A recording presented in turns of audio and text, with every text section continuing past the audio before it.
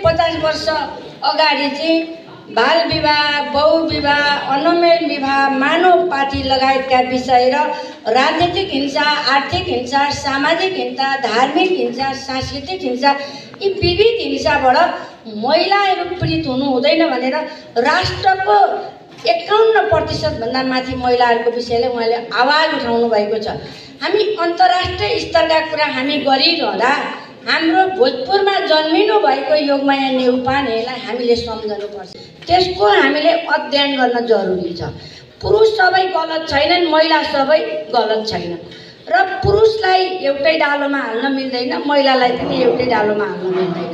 र लैङ्गिक हिंसाको विषय चाहिँ 16 दिने अभियानमा मात्रै रह्यो। महिला र पुरुषको समानता, पुरुषको अधिकार खोज्न महिलाहरूलाई कानुन निर्माण राज्यले गरेको होइन। जन्मिँदै नैसर्गिक अधिकार हो महिला र पुरुषको बराबरी र समाजमा जन्मिँदै हुर्किँदै गएपछि विभेद बनाएको कसले? पितृसत्तात्मक मानसिकता र राज्यका उच्चस्थ निकायमा बस्ने पुरुषले। जति बेला पुरुषका हातमा शासन सत्ता रहिरह्यो तबसम्म महिलाहरूलाई हिंसा धार्मिक रूपमा विभिन्न कारणले त्यहाँ हिंसा सुरु गरियो। अर्को महिलाहरूलाई राजनीतिक रूपमा महिलाहरूले शक्ति हातमा लिए भने सधैँ उनले हाम्रो अधिकार खोज्छन् भनेर घरदेखि गाउँदेखि समाज हुँदै महिलाहरूलाई शक्तिमा आउन दिन वञ्चित गरियो। सर्वप्रथम त 16 दिने अभियान कसरी आयो र यो कति समय भयो भन्ने बारेमा मैले यहाँहरूलाई भनिरहनु पर्दैन। यो प्रभुत्व वर्ग भएको ठाउँमा सबै कुराहरू यहाँहरूलाई जानकार नै हुनुहुन्छ भन्ने लाग्दछ। आजको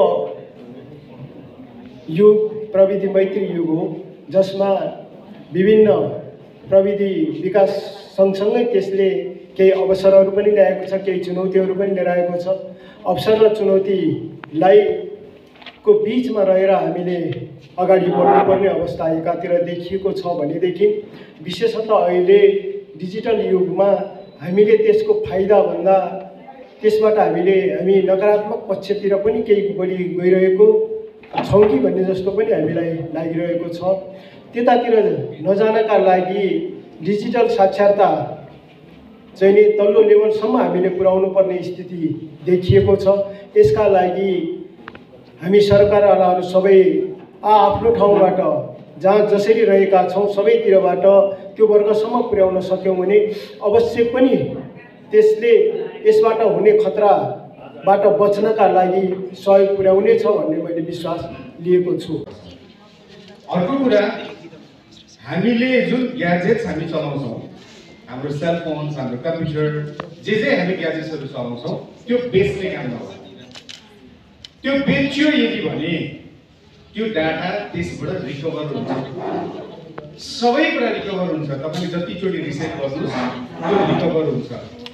त्यसैले हामीले यो ग्याजेट्सहरू किन्दाखेरि पनि अबको 4 वर्ष, 5 वर्ष, 6 वर्ष, 25 वर्षसम्म त्यो ग्याजेट चलाउने हो। त्यसलाई ख्याल गरेर हामीले खरिद गरौँ।